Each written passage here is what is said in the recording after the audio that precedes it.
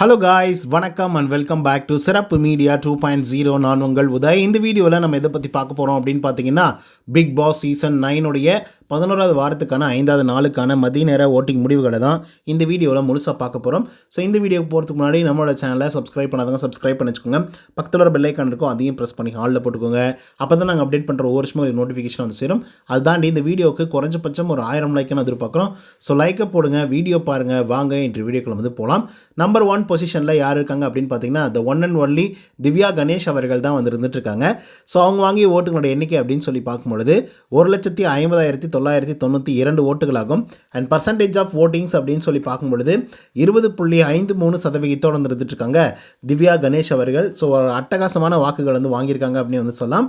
And one more thing என்ன அப்படின்னு பார்த்தீங்கன்னா, திவ்யா கணேஷ் அவர்களும் கானா வினோத் அவர்களுக்கும் ஹெவி காம்படிஷன் நடக்கும் அப்படிங்கிறதுல மாற்றுக்கிறதே இல்லை. பட் எனிஹவ் கானா வினோத் நம்ம திவ்யாவை விட ஓரளவுக்கு இன்னும் கொஞ்சம் டீசெண்டான ஸ்கோர் வந்து வாங்குறாரு. அதுவும் 2 லட்சம் வாக்குகளுக்கு மேலான வாக்குகள் வந்து வாங்குறாங்க.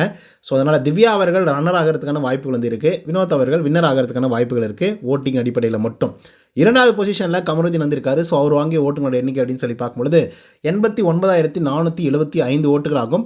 அண்ட் பர்சன்டேஜ் ஆஃப் ஓட்டிங்ஸ் அப்படின்னு சொல்லி பார்க்கும்பொழுது 12.17% இருந்துட்டுருக்காரு நம்முடைய கமருதீன் அவர்கள்.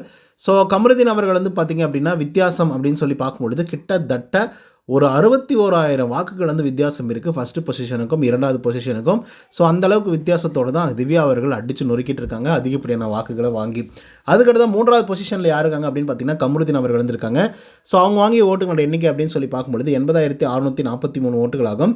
அண்ட் பர்சன்டேஜ் ஆஃப் ஓட்டிங்ஸ் அப்படின்னு சொல்லி பார்க்கும்பொழுது கிட்டத்தட்ட 10.97% இருந்துட்டு இருக்காங்க நம்மளுடைய அரோரா சிங்குலர் அவர்கள்.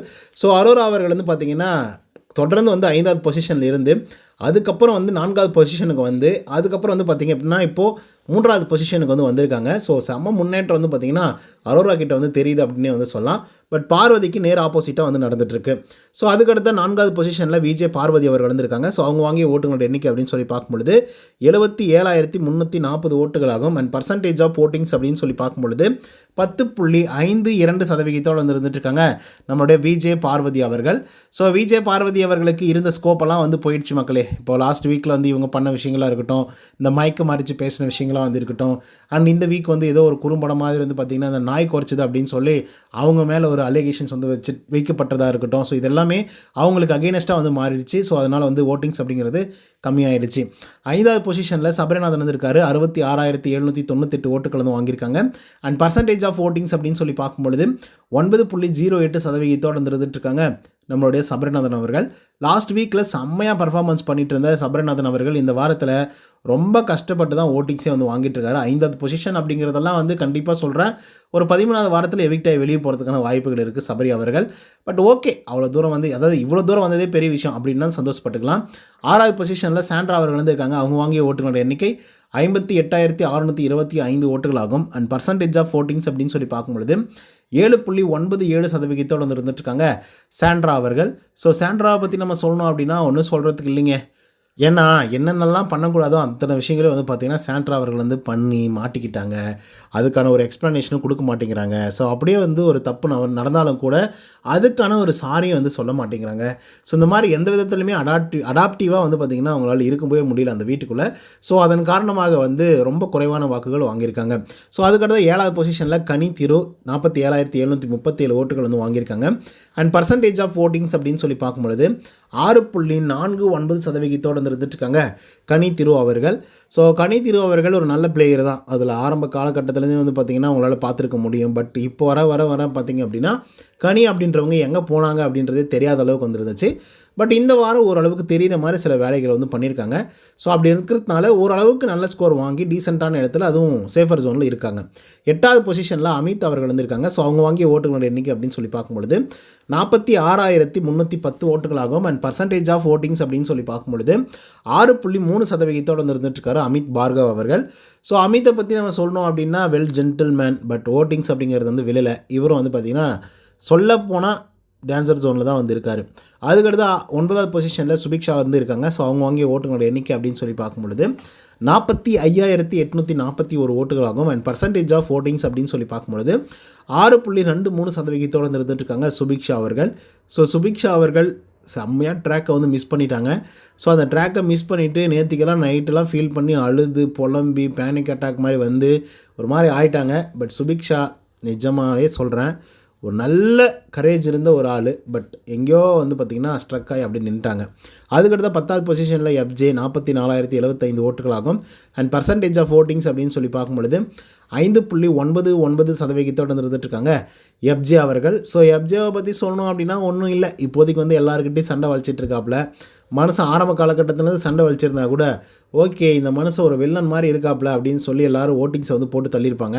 பட் இப்போ வலிச்சு என்ன பண்ணுறது, அதான் நீ யார் அப்படின்றது தெரிஞ்சு போச்சே அப்படின்ற மாதிரி வந்து இருக்குது. அவர் வந்து எப்போ சண்டை போட்டாலையும் 11வது பொசிஷனில் யார் இருக்காங்க அப்படின்னு பார்த்தீங்கன்னா ஆதிரி வந்திருக்காங்க. ஸோ அவங்க வாங்கிய ஓட்டுகளோட எண்ணிக்கை அப்படின்னு சொல்லி பார்க்கும்பொழுது 27,544 ஓட்டுகளாகும். அண்ட் பர்சன்டேஜ் ஆஃப் ஓட்டிங்ஸ் அப்படின்னு சொல்லி பார்க்கும்பொழுது 3.75% இருந்துட்டுருக்காங்க நம்மளுடைய ஆதிரி அவர்கள். ஸோ ஆதிரி அவர்கள் வந்து பார்த்திங்க அப்படின்னா கம்பேக் கொடுத்து ஒரு நல்ல ப்ளே பண்ணுவாங்க அப்படின்னு சொல்லி எதிர்பார்த்தா எக்ஸ்போசிங் ப்ளே தான் நான் பண்ணுவேன் அப்படின்ற மாதிரி வந்து சொல்லிட்டு இருந்தாங்க. குறிப்பாக அதில் வந்து வினோத் அவர்களை எக்ஸ்போஸ் பண்ணுவேன், எஃப்ஜேவை எக்ஸ்போஸ் பண்ணுவேன், நான் இருக்கிறதுலே ரொம்ப நல்ல பொண்ணு, வெளியில் காதலர்கள் இருந்தால் என்ன, நான் வந்து இங்கே ஒரு காதல் பண்ணக்கூடாதா இந்த க்ளோஸ்டு சர்ஃபேஸில் அப்படின்ற மாதிரிலாம் நம்ம ஆதிரி அவர்கள் வந்து பயங்கரமாக பேசிட்டு வந்து இருந்துகிட்டு இருந்தாங்க. பட் இருந்தாலும் அதெல்லாம் வந்து வேலைக்கே ஆகலை. மக்களை வந்து புரிஞ்சுக்கிட்டாங்க, ஓகே இந்த பொண்ணு வந்து வேஸ்ட்டுப்பா அப்படின்ற மாதிரி. ஸோ அதனை தொடர்ந்து வந்து பார்த்திங்கன்னா ஆதிரிக்கு பெருசாக வந்து ஒரு ஆதரவும் வரல, சப்போர்ட்டும் வரல, அண்ட் ஓட்டிங்ஸும் வந்து வரல. ஸோ நீங்கள் யோசிச்சு பாருங்கள், 10வது பொசிஷனுக்கும் 11வது பொசிஷனுக்கும் கிட்டத்தட்ட ஒரு 17,000 வாக்குகள் வந்து வித்தியாசம் வந்து இருக்குது. ஸோ அப்படிப்பட்ட ஒரு நிலைமையில் இருக்கும் பொழுது ஆதிரி தான் அஃப்கோர்ஸ் வெளியே போவாங்க. இன்கேஸ் 2 எவிக்ஷன் இருக்குது அப்படின்னா கண்டிப்பாக எஃப்ஜே அவர்களும் எவிக்ட் ஆகி வெளியே போகிறதுக்கான வாய்ப்புகள் இருக்குது. ஒரே எவிக்ஷன் இருக்குது அப்படின்னா கண்டிப்பாக ஆதிரியே எவிக்ட் பண்ணி வெளியே அனுப்புவாங்க. சுபிக்ஷாவுக்கு இப்போ வந்து வயிற்றில் புளியை கரைக்க ஆரம்பிச்சிடுச்சு. என்னடா இது நாமினேஷன்ஸில் வேறு வந்து இருக்கோம், ஓகேவா. ஸோ அப்படி இருக்கும்போது நம்ம பெருசாக எதுவுமே பர்ஃபார்மன்ஸ் வந்து பண்ணலையோ அப்படிங்கிற மாதிரி வந்து பார்த்திங்கன்னா யோசிக்க ஆரம்பிச்சிட்டாங்க. ஸோ அதனால் வந்து பார்த்திங்க அப்படின்னா என்ன பண்ணுறதுன்னு தெரியல, யார் எவிக்ட் ஆகி வெளியே போவாங்க அப்படின்ற மாதிரி இப்போதைக்கு வந்து கனியக்கா கிட்டலாம் வந்து பேசிகிட்டு இருக்காங்க. ஸோ அதுக்கு வந்து பார்த்திங்கன்னா யார் எவிக்ட் ஆகி வெளியே போவாங்க அப்படின்றது எனக்கு வந்து தெரியல. அமித்தெல்லாம் வந்து பேசின பேச்சுக்கு இந்த ஆள்லாம் ரொம்ப நாள் தாங்க மாட்டார், ஃபஸ்ட் வீக் 2 வீக்ஸே வந்து அதாவது அவர் வந்து ஃபஸ்ட் வீக் 2 வீக்ஸ்லேயே வந்து எவிக்ட் ஆகி வெளியே போயிடுவார் அப்படின்னு சொல்லி எதிர்பார்த்தேன். ஆனால் அவரெலாம் இவ்வளோ ஸ்ட்ராங்காக இவ்வளோ நாட்கள் இருப்பார் அப்படின்னு சொல்லி நான் எதிர்பார்க்கல. அதே போல் வெளியே போன ஆட்களில் வந்து நான் நிறைய பேர் வந்து எதிர்பார்த்தேன் அவங்க ரொம்ப நாட்கள் வீட்டுக்குள்ளே இருப்பாங்க அப்படின்னு சொல்லி. பட் அவங்கெல்லாம் வந்து அன்ஃபார்ச்சுனேட்டாக எவிக்ட் ஆகி வெளியே போயிருக்காங்க. ஸோ அதனால் நம்மளால் கணிக்கவே முடியாது சுபிக்ஷா அப்படிங்கிற மாதிரி எதுவும் சொல்லியிருக்காங்க. ஸோ அதனால் சுபிக்ஷா ஒரு மாதிரி வயிற்றில் புளியை கரைச்ச மாதிரி தான் வந்து ஒரு மாதிரி வந்து இருக்காங்க. ஒரு வேளை போயிட்டா என்ன பண்ணுறது அப்படின்னு சொல்லி. ஏன்னா அவங்க வந்து சொகுசாக இருந்து பழகிட்டாங்க. ஏன்னா ஆரம்ப காலகட்டத்தில் சூப்பர் டீலக்ஸ் ஹவுஸ்னு ஒன்று இருக்குல்ல, செம்ம சொகுசாக இருந்தாங்க. ஃபஸ்ட்டு ஒரு 3-4 வீக்ஸ் சந்தோஷமாக இருந்தாங்க. ஸோ அங்கேயே வந்து ஒரு 3-4 வாரத்தை கடந்துட்டாங்க அந்த சூப்பர் டீலக்ஸ் ஹவுஸில் இருக்கிறதுனாலேயே. ஸோ இதுக்கப்புறமும் வந்து முடியாது, அவ்வளோதான், கேம் முடிஞ்சு போச்சு, அவ்வளோதான். இவங்களால் ஒன்றுமே வந்து கண்டென்ட் கொடுக்க முடியாதுன்னு தெரிஞ்சு போச்சு. கண்டிப்பாக எவிக்ட் பண்ணி வெளியே அனுப்புறதுக்கான வாய்ப்புகளும் வந்து இருக்குது. இன்ஸ்டன்ட் ஆஃப் எஃப்ஜே அவர்களை உள்ளே சேவ் பண்ணணும்னு நினச்சாங்கன்னா சுபிக்ஷாவை தூக்கிடுவாங்க. ஓகே மக்களே, இதை பற்றி உங்கள் கருத்துக்கள் என்ன அப்படிங்கிறத கமெண்ட்ஸில் வந்து பதிவு பண்ணுங்கள். இந்த வீடியோ பிடிச்சிருந்தா லைக் அண்ட் சப்ஸ்கிரைப் பண்ண மறந்துடாதீங்க. நன்றி, வணக்கம்.